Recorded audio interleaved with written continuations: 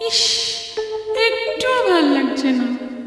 দেখা পেলেই হয়, আচ্ছা করে মজা দেখাবো। সে যে কেন এলো না কিছু